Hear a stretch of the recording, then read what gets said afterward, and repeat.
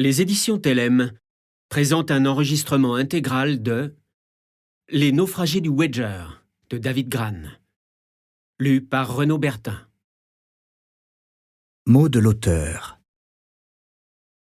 Force est de reconnaître que je n'ai pas vu le navire heurter le récif, ni l'équipage ligoter son capitaine. Je n'ai été témoin d'aucune de ces tromperies, d'aucun de ces meurtres.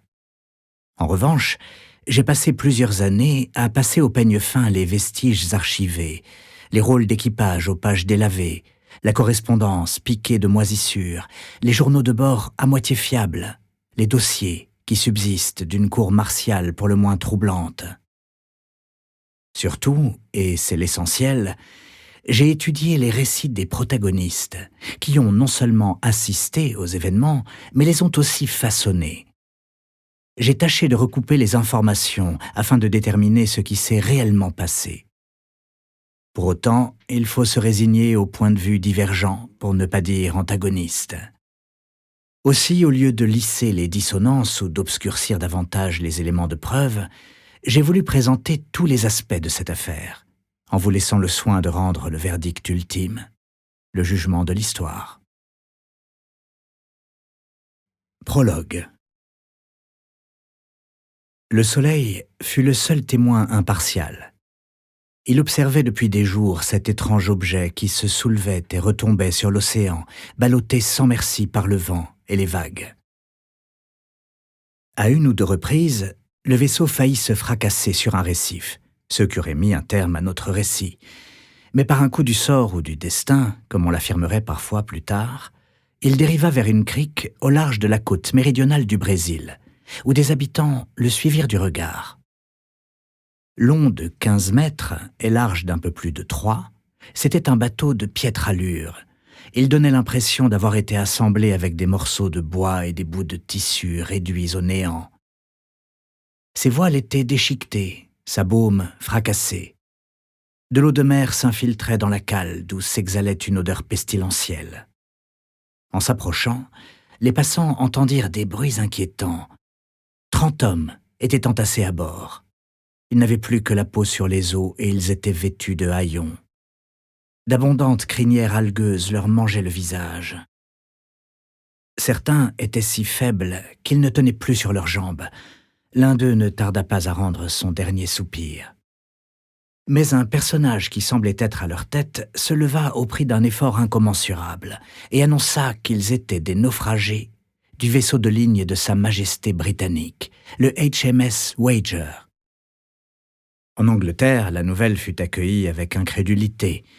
En septembre 1740, au cours d'un conflit colonial qui opposait l'Angleterre à l'Espagne, le Wager avait quitté Portsmouth avec une escadre et quelques 250 officiers et hommes d'équipage à son bord pour une expédition secrète.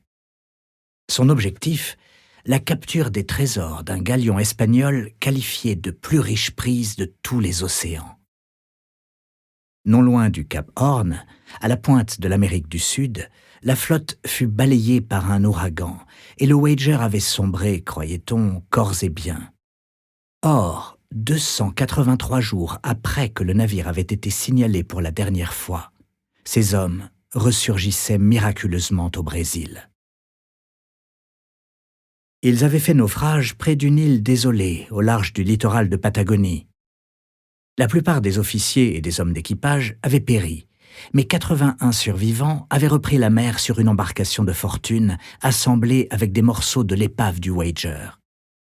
Pouvant à peine bouger tant ils étaient serrés, ils avaient fait route en affrontant des coups de tabac et des lames de fond, des orages de grêle et des tremblements de terre. Plus de 50 d'entre eux étaient morts au cours de ce périple. Et lorsque les quelques rescapés avaient atteint le Brésil 3 mois et demi plus tard, ils avaient parcouru près de 5000 kilomètres. C'était, de mémoire d'homme, l'une des plus longues expéditions jamais accomplies par des naufragés. On salua leur ingéniosité et leur bravoure. Comme l'indiqua le chef de leur groupe, il était difficile de croire que la nature humaine pût endurer les épreuves qu'ils avaient traversées. 6 mois plus tard, un autre navire s'échouait sur la grève, cette fois emporté par une tempête de neige qui avait sévi le long de la côte sud-ouest du Chili. Il était encore plus petit, un esquif en bois, voguant grâce à une voile confectionnée avec des couvertures. Il y avait à bord 3 autres survivants, dans un état plus déplorable encore. Ils étaient à moitié nus et émaciés, le corps grouillant d'insectes qui leur taraudaient le cuir. Un homme se trouvait en proie à un tel délire qu'il était tout à fait perdu, ainsi que le formula l'un de ses compagnons d'infortune, et ne se rappelait pas leur nom, ni même le sien. Une fois rétablis, ces hommes rentrèrent en Angleterre et incriminèrent le groupe qui avait ressurgi au Brésil. Ils n'étaient pas des héros, mais des mutins. Avec la controverse qui s'ensuivit, les 2 camps multipliant les accusations et les contre-accusations, il apparaissait qu'après avoir échoué sur l'île, les officiers et les hommes d'équipage du Wager avaient surmonté les conditions d'existence les plus extrêmes. Tenaillés par la faim, transis de froid, ils avaient construit un avant-poste et tenté de recréer une forme d'organisation navale. Mais alors que leur situation se dégradait, les officiers et l'équipage du Wager, ceux-là même qui étaient censés être des apôtres des Lumières, s'étaient laissés aller à un avilissement probablement hobbesien. Il y avait eu des affrontements entre factions et des maraudeurs, des abandons et des meurtres. Quelques hommes avaient même cédé au cannibalisme. À leur retour, les protagonistes des 2 camps ainsi que leurs alliés furent cités à comparaître devant une cour martiale. Le procès menaçait de révéler la nature secrète des prévenus, mais aussi d'un empire qui s'enorgueillissait de sa mission civilisatrice. Plusieurs accusés publièrent leurs versions sensationnelles et contradictoires de ce que l'un d'eux qualifiait d'affaires sombres et confuses. Les philosophes Rousseau, Voltaire et Montesquieu furent influencés par ces relations de voyage. Et plus tard, Charles Darwin et 2 des grands romanciers de la mer, Herman Melville et Patrick O'Brian.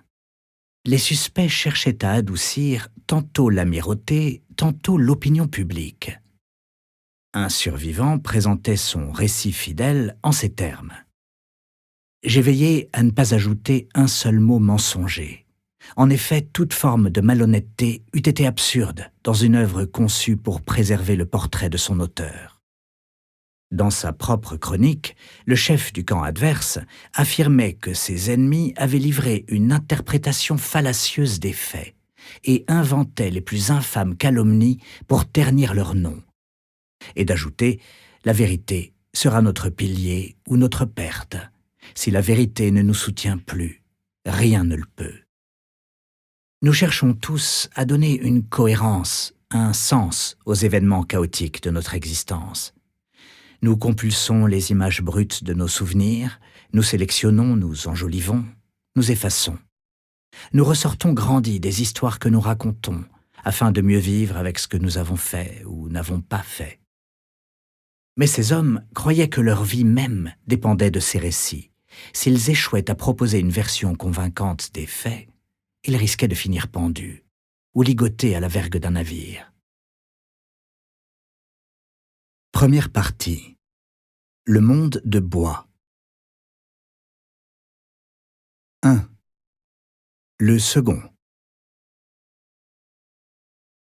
Chaque membre de l'escadre embarquait à bord avec un coffre de marine et le poids de son histoire intime. Chagrin d'amour, peine de prison passée sous silence, femme enceinte éplorée laissée sur le carreau, ou encore soif de gloire et de richesse, peur de la mort. David Cheap, le second du navire amiral de l'escadre, le Centurion, ne faisait pas exception. Ce robuste Écossais, pourvu d'un long nez et d'un regard perçant, cherchait à échapper aux querelles d'héritage, à l'assaut des créanciers, aux dettes qui l'empêchaient de faire un beau mariage.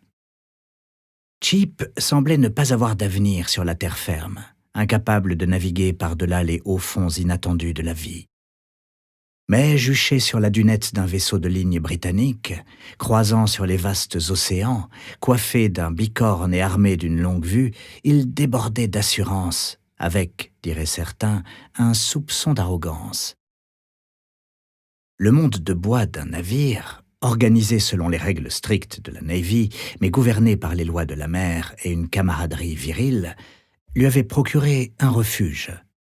Soudain, il se sentait adhérer à un ordre cristallin. son objectif lui apparaissant avec une clarté absolue. Et sa nouvelle situation, en dépit des nombreux risques qu'elle comportait, épidémie, noyade, feu du canon ennemi, lui offrait tout ce qu'il désirait. Une chance de faire fortune et d'être capitaine. En un mot, de devenir un seigneur de la mer. L'ennui, c'était qu'il ne parvenait pas à quitter cette satanée terre.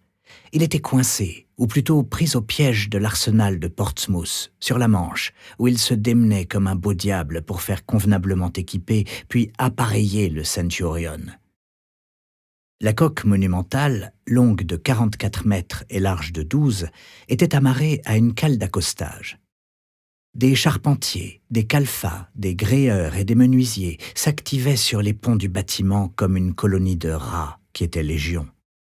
Une cacophonie de marteaux et de scies. Les rues pavées des alentours étaient encombrées de brouettes et de chariots tirés par des chevaux qui brinque-ballaient bruyamment, entourés de porteurs, de marchands ambulants, de vide-goussets, de marins et de prostituées. Un bosco lançait de temps à autre un coup de sifflet à vous glacer le sang. À ce signal, des hommes d'équipage sortaient des tavernes en titubant, prenaient congé de leur amante et se hâtaient de gagner leur bâtiment sur le départ afin de s'épargner le fouet de leurs officiers. En ce mois de janvier 1740, l'Empire britannique mobilisait promptement pour mener une guerre contre sa rivale espagnole. Le capitaine George Anson, sous les ordres duquel David Cheap servait à bord du Centurion, avait été nommé par l'amirauté commodore d'une escadre de 5 bâtiments de guerre qui seraient lancés contre l'ennemi. Une décision qui ouvrait de nouvelles perspectives à Cheap. Cette promotion était inattendue.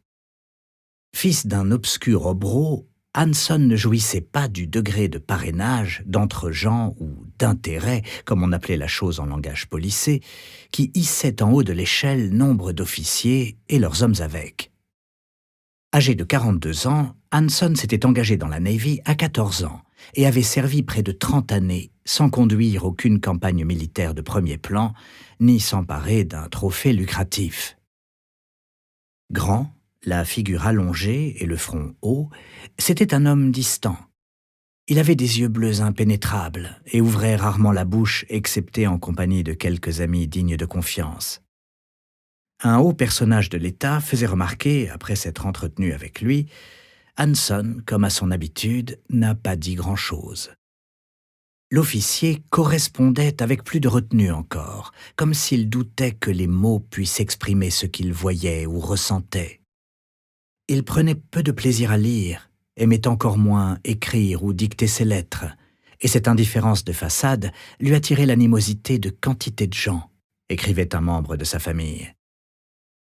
Plus tard, un diplomate se moqua de ce qu'Anson était si ignorant du monde qu'il en avait fait le tour sans jamais y entrer. L'amirauté avait malgré tout reconnu, comme David Cheap depuis qu'il avait rejoint l'équipage du Centurion 2 ans plus tôt, qu'il y avait dans cet homme l'étoffe d'un grand marin.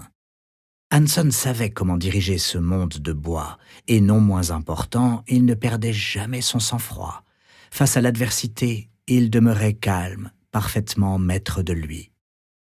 Ce même parent remarquait encore, il avait une haute conception de l'honneur et de la sincérité, et ne transigeait ni avec le premier, ni avec la seconde. En plus de David Cheap, il s'était entouré de jeunes et talentueux officiers qui rivalisaient pour gagner ses faveurs. L'un d'eux lui dirait qu'il se sentait plus obligé envers lui qu'envers son propre père et qu'il était prêt à tout pour être à la hauteur de la bonne opinion qu'il voulait bien avoir de lui. Si Anson se montrait digne de ses nouvelles fonctions, il serait en mesure d'adouber tous les capitaines qui lui plairaient. Et David Cheap, ancien lieutenant de vaisseau, était désormais son bras droit.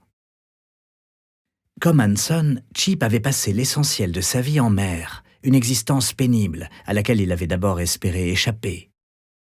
Pour citer Samuel Johnson, « Aucun homme ne sera marin s'il ne s'ingénie pas à finir en prison, car être à bord d'un navire, c'est être en prison, avec en prime le risque de se noyer. » Outre un vaste domaine dans le comté de Fife, en Écosse, Le père de David Cheap possédait l'un de ses titres, celui de deuxième laird de Rossi, qui évoquait la noblesse sans la conférer tout à fait. Sa devise, frappée sur les armoiries familiales, était « Ditat virtus », la vertu enrichie. Il avait eu 7 enfants avec feu sa première épouse, puis 6 autres, parmi lesquels David, d'un second mariage. En 1705, l'année où le jeune garçon fêtait son 8e anniversaire, son père était tombé raide mort en sortant traire une chèvre.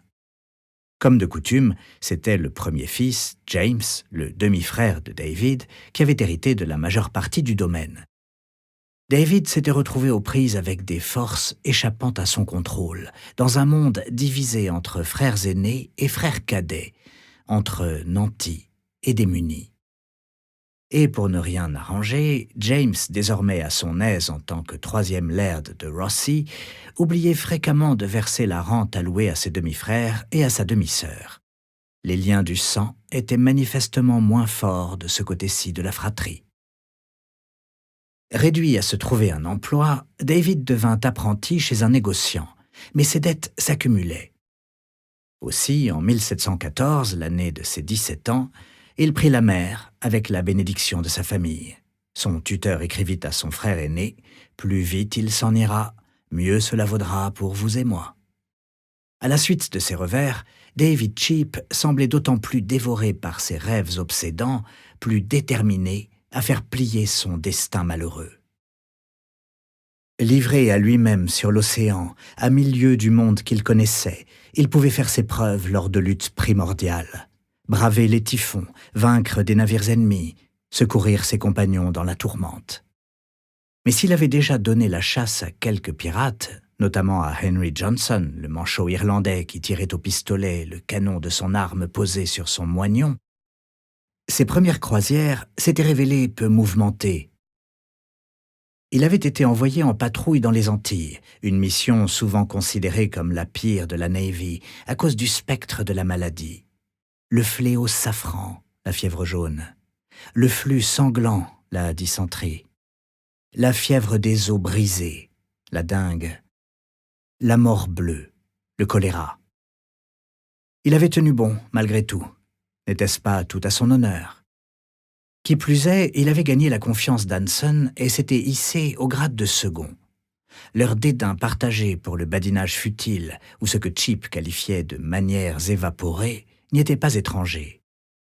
Un pasteur écossais, devenu plus tard l'un de ses intimes, remarquait qu'Anson s'était attaché ses services parce que Cheap était un homme de raison et de savoir. Naguère endetté et délaissé de tous, il était à un échelon du capitanat qu'il convoitait. Et ce nouveau conflit lui donnait l'opportunité d'aller pour de bon au combat. Cette guerre résultait des vieilles rivalités entretenues par les puissances européennes pour étendre leur empire. Chacune cherchait à conquérir ou à contrôler des contrées toujours plus vastes afin d'exploiter et de monopoliser les précieuses ressources naturelles et les marchés d'autres nations. Ce faisant, elles soumirent et détruisirent d'innombrables peuples indigènes, justifiant cet égoïsme implacable dont le commerce triangulaire florissant était une des nombreuses manifestations, par leur volonté de civiliser les régions les plus lointaines. L'Espagne régnait depuis longtemps sur l'Amérique latine, mais la Grande-Bretagne, qui avait colonisé en grande partie la côte est américaine, prenait désormais l'ascendant et était déterminée à renverser la domination de sa rivale. En 1738, le capitaine de la marine marchande anglaise, Robert Jenkins, avait comparu devant la Chambre des communes. Il y rapporta qu'un officier espagnol avait attaqué son brick dans les Caraïbes et, l'accusant de sortir du sucre en contrebande des colonies espagnoles, lui avait tranché l'oreille gauche. Jenkins aurait exhibé son organe conservé dans un bocal de saumure et fait le serment de défendre son honneur et celui de son pays. Cet incident enflamma davantage les passions au Parlement et échauffa les pamphlétaires en poussant certains à réclamer des têtes, une oreille pour une oreille, ainsi qu'un précieux butin. Ce conflit porta le nom de guerre de l'oreille de Jenkins. Les autorités britanniques élaborèrent sans plus attendre un plan pour lancer une attaque contre Carthagène des Indes, qui était alors une plaque tournante de la fortune coloniale espagnole. C'était depuis cette ville sud-américaine des Caraïbes que l'essentiel de l'argent extrait des mines péruviennes était expédié vers l'Espagne à bord de convois marchands puissamment armés. L'offensive britannique, engageant une flotte colossale de 186 bâtiments menés par l'amiral Edward Vernon, livrerait le plus grand assaut amphibie de l'histoire. Il s'accompagnait d'une opération plus mineure, celle confiée au commodore Anson. Avec 2000 hommes, 5 navires de guerre et un sloop de reconnaissance, il traverserait l'Atlantique et doublerait le cap Horn, s'emparant, coulant, incendiant ou détruisant des navires ennemis et affaiblissant les possessions espagnoles du littoral pacifique sud-américain jusqu'aux Philippines. En se lançant dans cette entreprise, le gouvernement britannique cherchait à éviter de donner l'impression de soutenir la piraterie. L'action centrale de ce plan constituait pourtant un vol flagrant, faire main basse sur un galion espagnol chargé de minerais d'argent et de centaines de milliers de pièces de monnaie. L'Espagne envoyait 2 fois par an un de ces galions, ce n'était pas toujours le même bâtiment, depuis le Mexique vers les Philippines pour y acheter des soieries, des épices, ainsi que d'autres denrées d'origine asiatique qui seraient vendues en Europe et aux Amériques. Ces échanges étaient essentiels à l'empire mondial du Royaume d'Espagne. Les hommes chargés de mener à bien cette mission étaient rarement au fait des objectifs poursuivis par les autorités, mais ils n'en étaient pas moins alléchés par l'espoir de se tailler une part du butin. L'aumônier de 22 ans du Centurion, le révérend Richard Walter, auteur plus tard d'un récit du voyage, décrivait le galion comme la plus riche prise qu'on pût trouver dans aucun lieu du monde.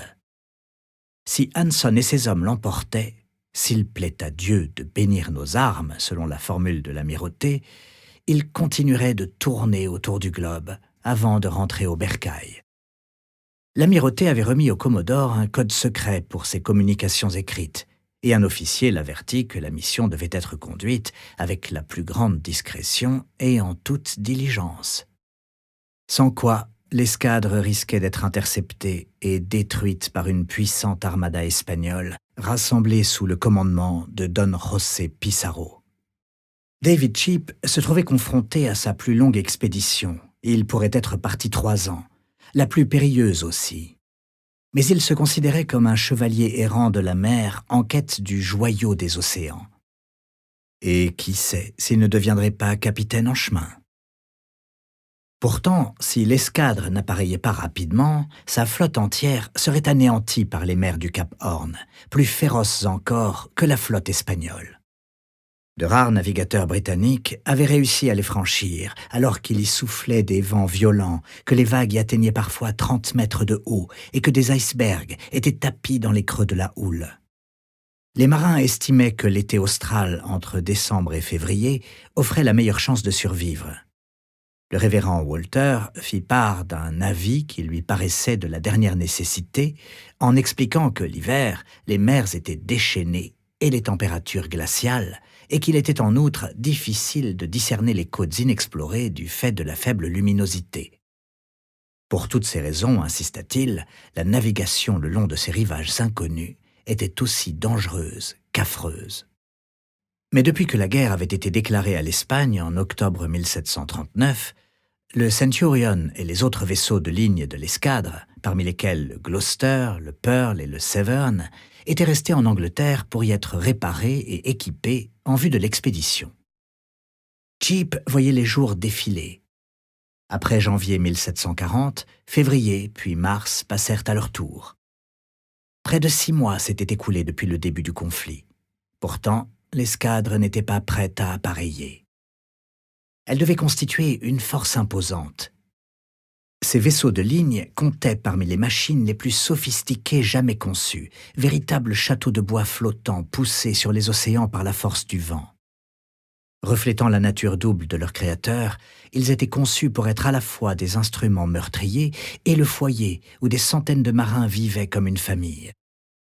Dans une partie d'échecs létale sur les océans, ces pièces étaient déployées tout autour du globe, pour accomplir la prophétie de Sir Walter Raleigh. Celui qui commande la mer commande le commerce. Celui qui commande le commerce commande les richesses du monde. Le Centurion réunissait toutes les qualités. Cheap en était convaincu. Rapide et robuste, pesant environ 1000 tonnes comme les autres bâtiments de guerre de l'escadre, il possédait 3 mâts monumentaux entrecroisés de vergues, ces espars de bois où sont fixées les voiles. Le Centurion était capable de déployer jusqu'à 18 voiles à la fois. Sa coque vernie étincelait et sa poupe était rehaussée de dorures en relief représentant Poséidon et d'autres figures de la mythologie grecque. À la proue se dressait un lion en bois sculpté long de presque 5 mètres, peint en rouge vif. Pour parer au tir de barrage des canons ennemis, sa coque avait été doublée d'un bardage supplémentaire qui lui conférait par endroits une épaisseur de plus de 30 cm. Le navire comptait plusieurs ponts superposés, dont 2 disposaient de plusieurs rangées de canons. Leurs gueules noires et menaçantes pointaient par l'ouverture des sabords, à bâbord comme à tribord. Augustus Keppel, enseigne de vaisseau et protégé d'Anson, âgé de 15 ans, se vantait de ce que les autres vaisseaux de ligne n'avaient pas la moindre chance face au puissant Centurion. En période faste, construire, réparer et armer ces bateaux constituait déjà une entreprise herculéenne. En temps de guerre, l'entreprise confinait au chaos. En Angleterre, les chantiers navals royaux, qui comptaient parmi les plus grands sites de construction du monde, étaient pleins à craquer de navires présentant des voies d'eau, d'autres inachevés ou qu'il fallait charger ou décharger. Les vaisseaux d'Anson patientaient dans ce que l'on appelait le Rotten Row, le couloir des épaves. En dépit de leur gréement sophistiqué et de leur artillerie meurtrière, ils étaient composés de matériaux simples et périssables, chanvre, toile et, pour l'essentiel, bois de construction. Bâtir un seul grand navire de guerre requérait jusqu'à 4000 arbres, soit une 40aine d'hectares de forêt. On utilisait principalement du chêne massif, un matériau robuste mais vulnérable à la corrosion des intempéries et de l'eau de mer. Le tarek commun, Teredo navalis, un mollusque rougeâtre qui mesure jusqu'à 30 cm de long, s'attaquait aux coques. Christophe Colomb avait perdu 2 bateaux à cause de ces créatures lors de son 4e voyage vers les Antilles. Les termites creusaient leurs galeries dans les ponts, les mâts et les portes des cabines, de même que la grosse vrillette, surnommée l'horloge de la mort. Et toute une variété de champignons dévorait le noyau du bois. En 1684, Samuel Pepys, secrétaire de l'amirauté, découvrit avec stupéfaction que nombre de navires de guerre en construction étaient si vermoulus qu'ils risquaient de couler à leur mise à l'eau. L'un des principaux charpentiers estimait qu'un vaisseau de ligne restait opérationnel en moyenne 14 ans. Et pour survivre aussi longtemps, il devait être pratiquement reconstruit après chaque long périple, avec de nouveaux mâts, un nouveau bordage et un nouveau gréement. Faute de quoi, il fallait s'attendre au pire. En 1782, alors que le Royal George, qui il fut un temps se targuait d'être le plus grand bâtiment de guerre au monde avec ses 50 mètres de longueur, était ancré non loin de Portsmouth, équipage complet à son bord, de l'eau inonda peu à peu sa coque. Il coula. La cause a été débattue, mais une enquête imputa le naufrage à l'état avancé de décomposition de la charpente. On estime que 900 membres d'équipage périrent noyés. Cheap apprit qu'une inspection du Centurion avait révélé la panoplie habituelle des blessures de mer. Un charpentier signalait que le bordage de la coque était tant mangé par les vers qu'il avait fallu le démonter et le remplacer. Le mât de misaine, vers la proue, présentait une cavité profonde d'1 pied, et les voiles, ainsi qu'Anson le nota dans son journal, avaient été copieusement grignotés par les rats. Les 4 autres vaisseaux de guerre de l'escadre ne s'en sortaient guère mieux. Qui plus est, chaque bateau devait être chargé de tonnes d'approvisionnement, notamment quelques 60 km de cordage, 1400 mètres carrés de voile et l'équivalent du cheptel sur pied d'une ferme, poulets, cochons, chèvres et bovins. Ce n'était pas une mince affaire d'embarquer ces bestiaux à bord. « Les bœufs n'aiment pas l'eau », se plaignait un capitaine anglais. Cheap plaida auprès de l'administration navale pour préparer le Centurion au plus vite. Mais c'était une histoire bien connue en temps de guerre. Alors que tout le pays ou presque avait réclamé à grands cris qu'on livre bataille, le peuple n'était pas prêt à mettre la main à la poche. Et la Navy subissait de telles pressions qu'elle semblait avoir atteint ses limites. Le second Anson était d'une humeur aussi changeante que les vents, et voilà qu'il se retrouvait coincé sur terre, sans plus de perspective qu'un gratte-papier. Il harcelait les responsables du chantier naval pour qu'ils remplacent le mât endommagé du Centurion, mais il soutenait que la cavité pouvait être simplement comblée.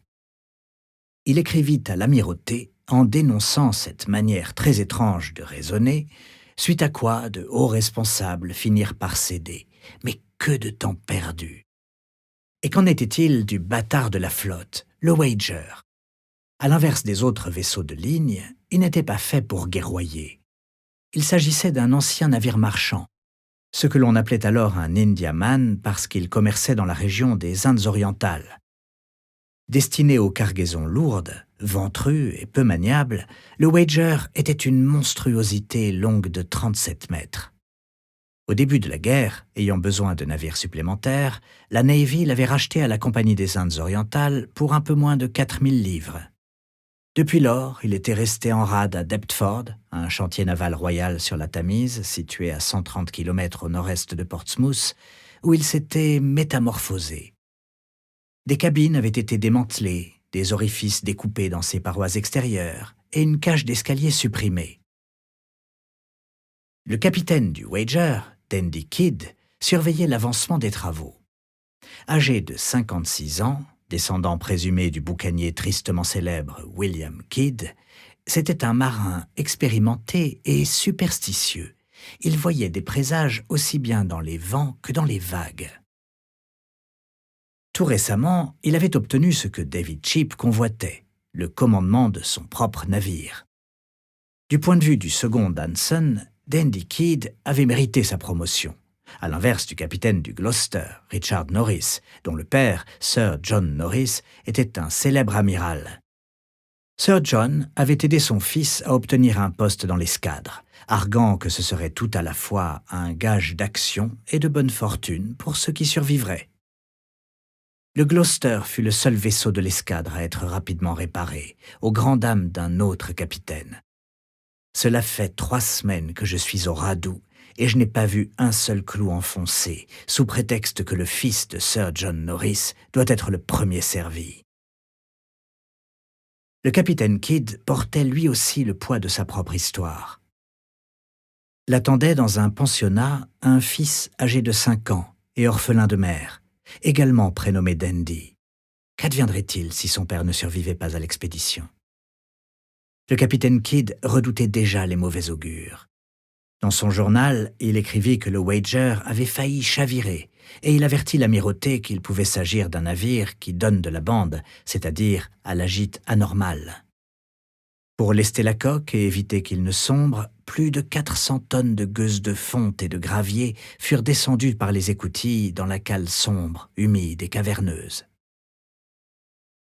Les ouvriers avaient trimé par l'un des hivers les plus froids que l'on ait jamais connus en Angleterre, et alors que le Wager était prêt à faire voile, Cheap apprit qu'il s'était produit un phénomène extraordinaire.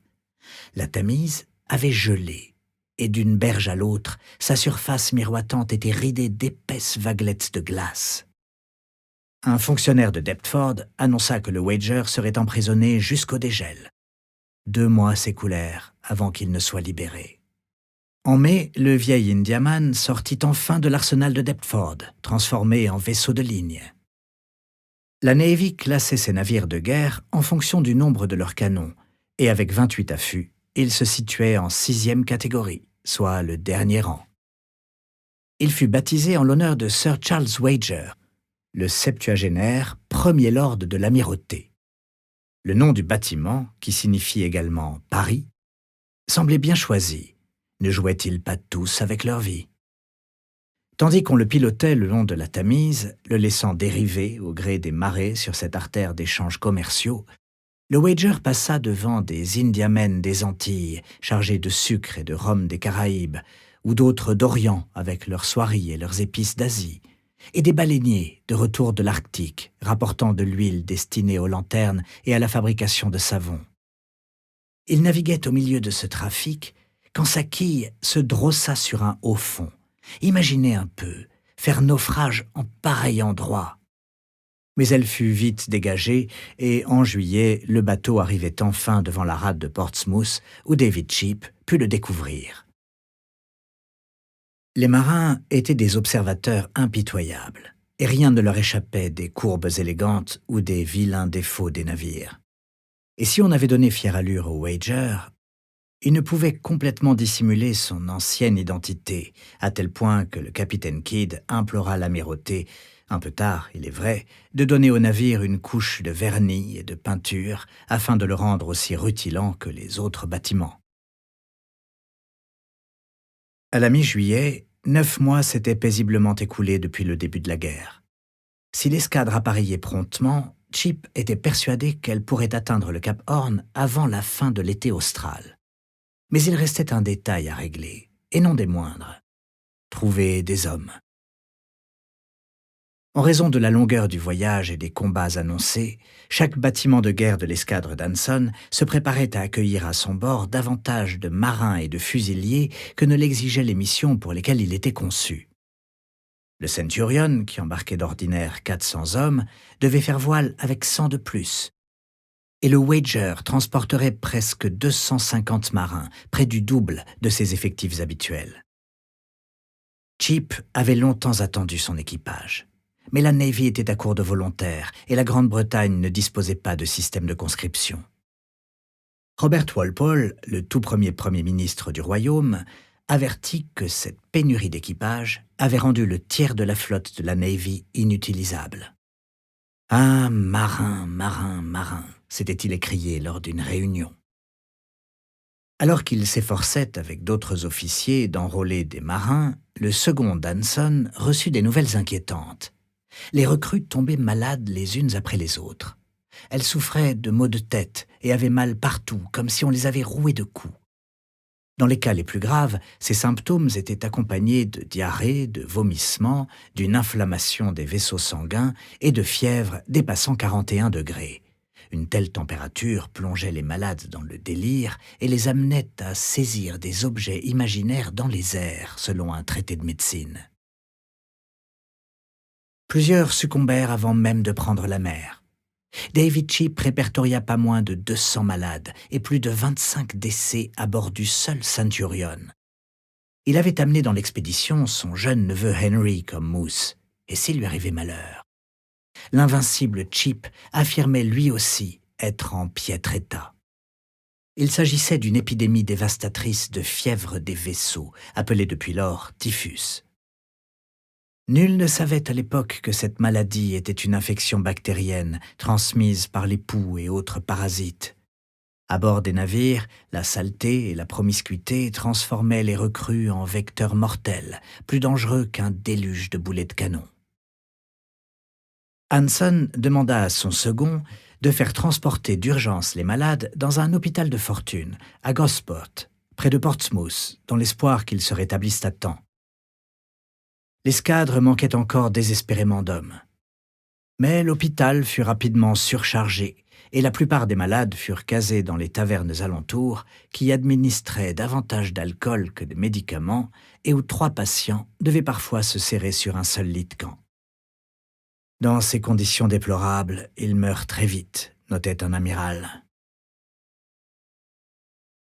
Après que ces efforts pacifiques pour doter les équipages de la flotte eurent échoué, la Navy eut recours à ce que le secrétaire de l'amirauté qualifia de stratégie plus brutale. Des escouades armées furent dépêchées pour recruter des gens de mer. En réalité, elles les enrôlaient de force. Elles écumaient les villes et les bourgades, enlevant quiconque arborait les signes typiques des marins, la chemise à carreaux, le pantalon large aux genoux, le chapeau rond et les doigts maculés de goudron, lequel servait à rendre pratiquement tout étanche sur un navire, de sorte que l'on surnommait les marins des goudronnés.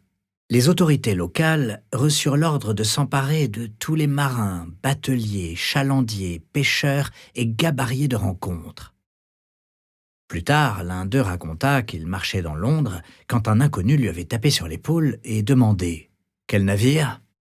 Le marin nia être matelot, mais fut trahi par l'extrémité noire de ses doigts.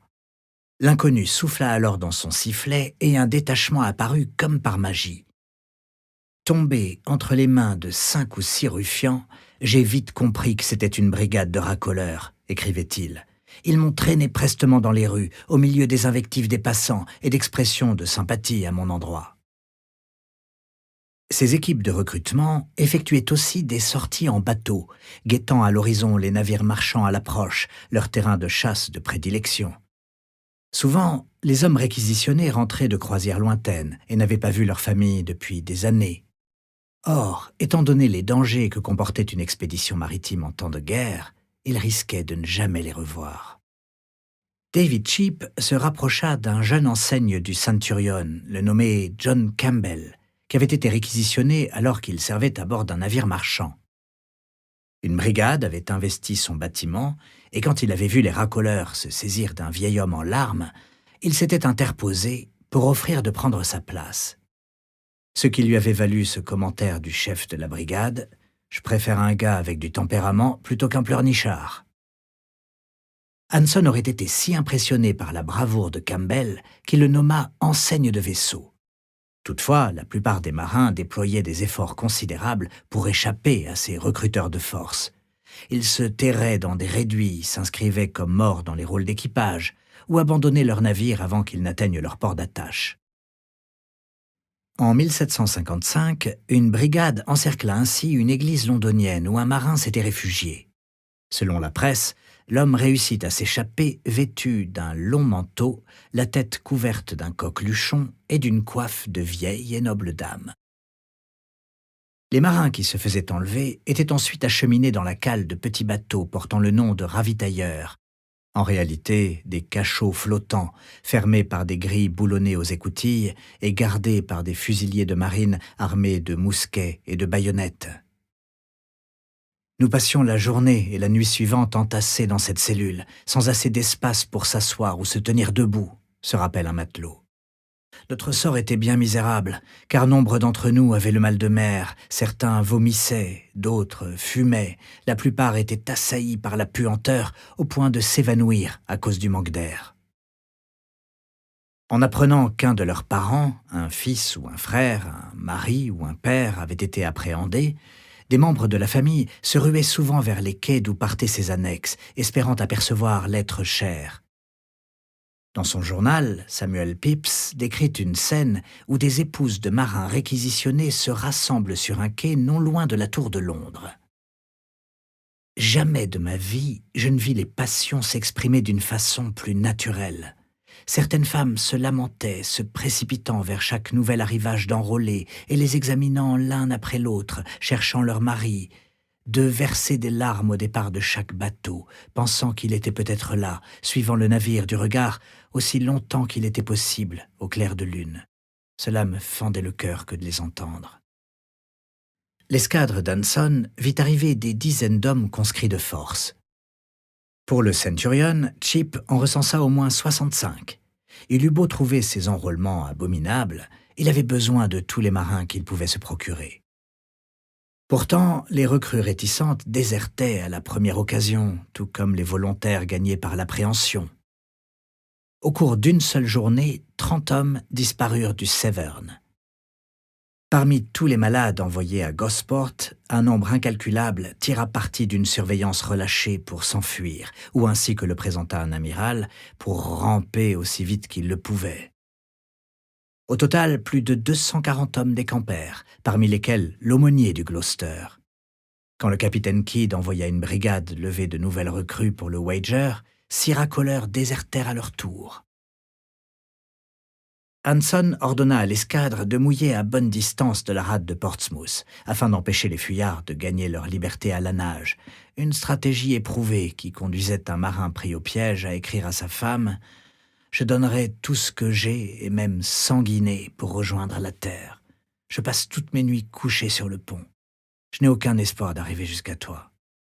Fais du mieux que tu peux pour les enfants, et que Dieu vous vienne en aide jusqu'à mon retour. » David Cheap, qui croyait qu'un bon marin devait réunir 3 qualités, l'honneur, le courage, la fermeté, était sans nul doute horrifié par les recrues qui restaient. Il n'était pas rare que les autorités locales, sachant combien l'enrôlement de force était impopulaire, se débarrassent des indésirables. Mais ces conscrits étaient pitoyables et les volontaires valaient à peine mieux. Un amiral décrit un groupe de recrues infestés par la variole, la gale, les écrouelles et toutes sortes de maux issus des hôpitaux de Londres. Elles ne serviront qu'à contaminer les navires. Pour le reste, la plupart d'entre elles sont des voleurs, des cambrioleurs, des forçats de la prison de Newgate et la Lie de Londres. Et de conclure, durant toutes les guerres précédentes, jamais je n'ai vu rameuter un tel ramassis de gaillards plus lamentables les uns que les autres.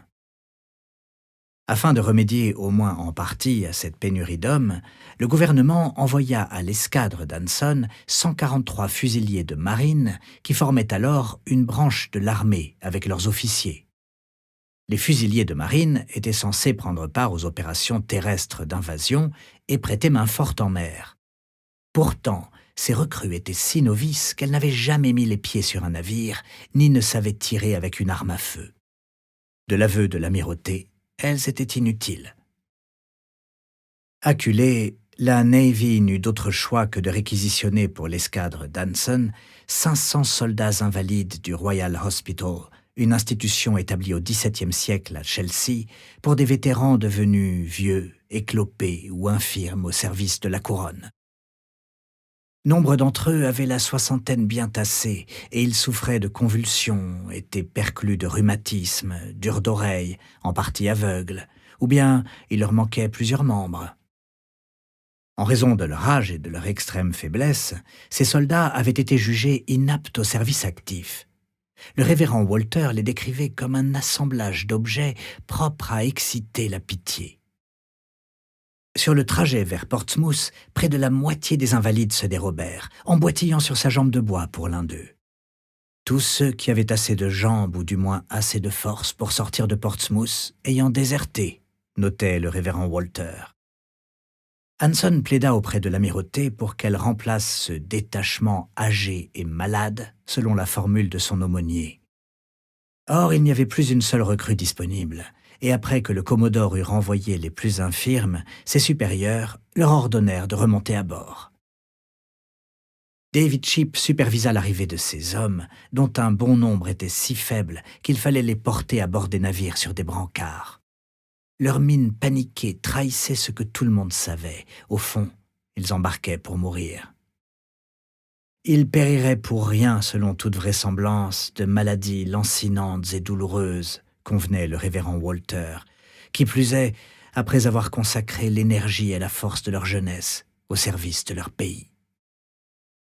Le 23 août 1740, avec presque un an de retard, la bataille d'avant la bataille s'achevait.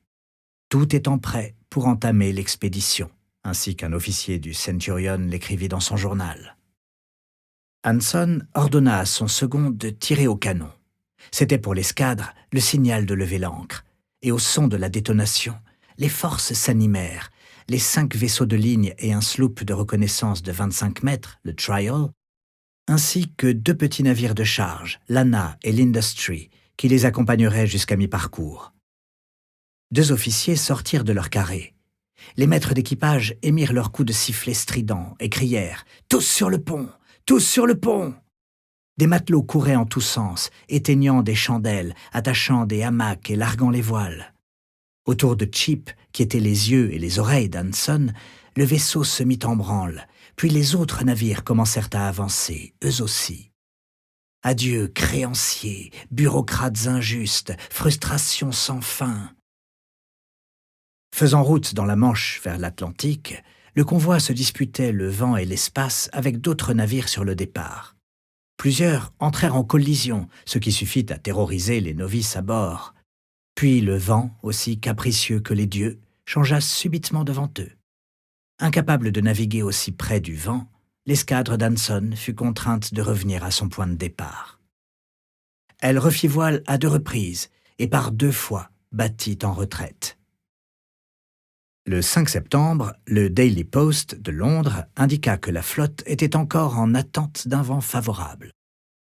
Après tant de tentatives et de tribulations, qui étaient aussi celles de David Cheap, elle semblait condamnée à ne jamais partir. Pourtant, le 18 septembre, au soleil couchant, les marins captèrent une brise propice. Même certaines des recrues récalcitrantes furent soulagées de se mettre enfin en route. Au moins, elles auraient des tâches à accomplir pour se distraire, et elles pourraient désormais se lancer à la poursuite tant espérée du galion. Les hommes se sentaient portés par l'espoir de devenir immensément riches, écrivit un marin du Wager dans son journal, et dans quelques années de regagner la vieille Angleterre avec le butin de leurs ennemis. Le second Anson prit son poste de commandement sur le gaillard d'arrière, une plateforme surélevée près de la poupe qui servait de passerelle aux officiers et abritait la barre à roues et un compas. Il huma l'air salin et écouta la splendide symphonie autour de lui. Le balancement de la coque, le claquement des drisses, le ressac des vagues contre la proue. Les navires glissaient en une élégante formation, le Centurion ouvrant la marche, ses voiles déployées comme des ailes. Au bout d'un moment, Anson ordonna qu'on hisse en haut du grand mât du Centurion une flamme rouge, signalant son rang de commodore de la flotte. Les autres capitaines firent tirer chacun 13 coups de canon en guise de salut, un roulement de tonnerre, une traînée de fumée s'estompant dans le ciel. Les navires émergèrent de la Manche comme renaissant au monde, et Cheap, toujours vigilant, regarda la côte s'éloigner jusqu'à ce qu'il ne reste autour d'eux que le bleu profond de la mer. 2. Un gentilhomme volontaire. John Byron fut réveillé par les hurlements du maître d'équipage du Wager et de ses matelots, appelant au quart du petit matin. « Debout, bande d'empotés, du nerf !» Il n'était pas tout à fait 4 heures, et il faisait encore noir dehors, bien que depuis sa couchette dans les entrailles du navire, Byron ne put discerner le jour de la nuit. En tant qu'enseigne du Wager, il n'avait que 16 ans, on lui avait octroyé une place sous la dunette, sous le tillac et même sous le pont inférieur, où les simples matelots dormaient dans des hamacs suspendus aux poutres. Il était relégué à l'arrière du second faux pont, dans un trou humide, sans air et privé de lumière naturelle. Plus bas, il n'y avait que la cale du navire, où s'accumulait une eau sale et croupie dont l'odeur nauséabonde l'assaillait dans son sommeil. Le Wager et le reste de l'escadre étaient en mer depuis à peine 2 semaines, et il ne s'était pas encore acclimaté à son nouvel environnement. Il devait baisser la tête s'il ne voulait pas se cogner au plafond du second faux pont et partageait ce caveau de chêne avec d'autres jeunes enseignes.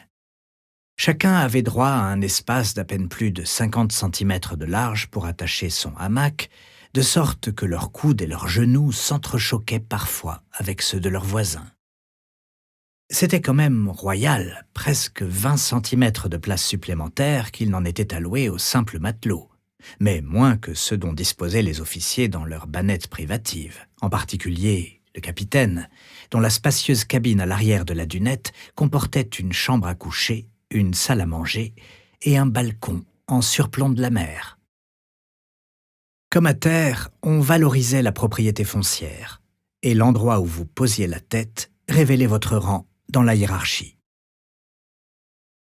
Le caveau de chêne contenait les rares affaires que Byron et ses compagnons avaient réussi à fourrer dans leur coffre de marine, ces malles en bois qui renfermaient toutes leurs possessions pour cette expédition.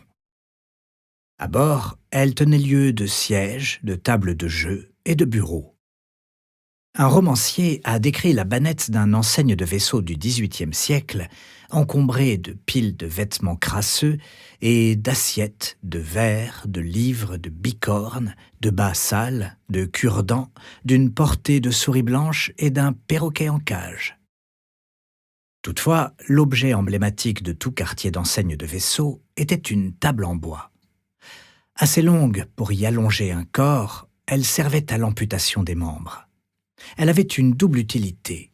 Elle faisait office de table d'opération pour le chirurgien du bord et rappelait les dangers qui guettaient l'équipage. Dès que le Wager livrerait bataille, le lieu de vie de Byron serait rempli de sillao et maculé de sang.